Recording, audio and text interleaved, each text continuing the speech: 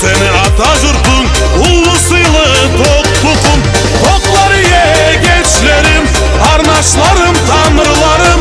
Ölçelemeyi versin bizge, sıylı Allah uzak ömür. Tokları ye gençlerim, arnaşlarım, tanrılarım. Ölçelemeyi versin bizge, sıylı Allah uzak ömür.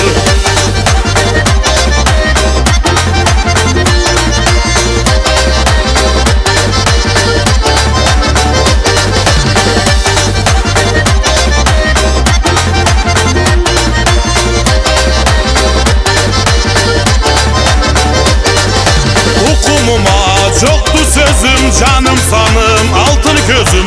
Karaçay'da bek sıylısa, tazada yul keskin sözün. Tokları ye gençlerim, arnaşlarım, tanrılarım.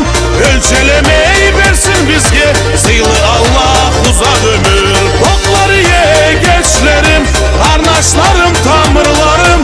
Ölçelemeyi versin bizge, sıylı Allah uzak ömür.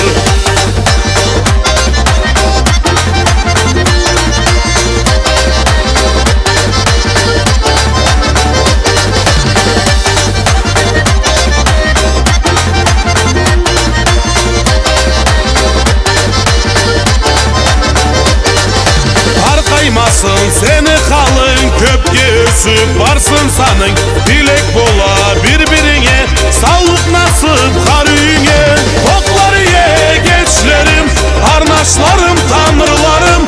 Ölçelemeyi versin bizge, sıylı Allah uzak ömür. Tokları ye gençlerim, arnaşlarım, tanrılarım.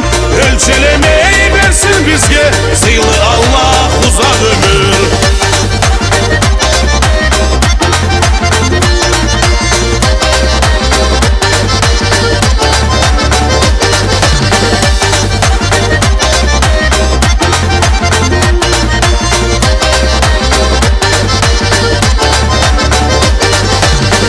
Geçsin seni başın bulutlanı başlarına.